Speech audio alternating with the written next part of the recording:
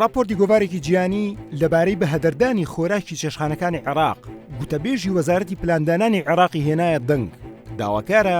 یاسایشی تایبەت بەو هەدەردانە گەورەیە دابنرێت. عەبدولزوهرە هەنداوی دەڵێت ئەو چێشت و خواردنانەی عێراقیەکان بە فیڕۆی دەدەن بەسە بۆ ئەوەی نزیکەی 2 ملیۆن کەس تێر بکات، بۆیە بە گرنگی دەزانێت یاسایەک هەبێت مامەڵەکردن لەگەڵ خۆراک و چێشتخانەکان لە عێراق ڕێک بخات.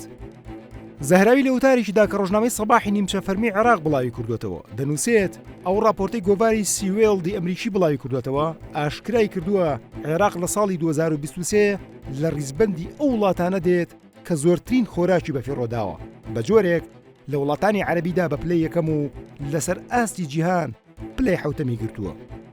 هەروەها بە گوێرەی راپۆرتێکی پرۆگرامی ژینگەی نەتەوە یەکگرتوەکان عێراق لە لیستی دووەمی وڵاتانی ڕۆژهەڵاتی ئاسیادایە کە زۆرترین خۆراک بەفیڕۆ دەدات.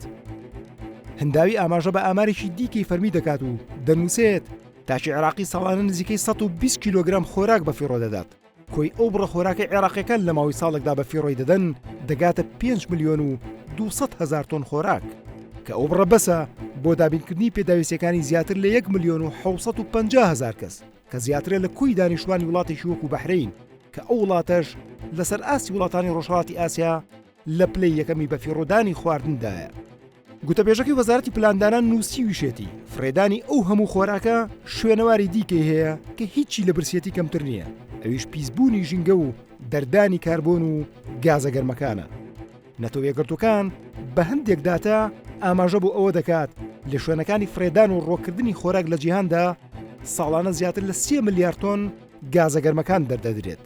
ئەمە ژوای کردووە لە دوای کارگەکانی ئەمریکا و چین پاش ماوەی خۆراکە فرێدراوەکان سێم گەورەترین هۆکاری گەرمبوونی بەرگەهەوای گۆی زەوی بێت.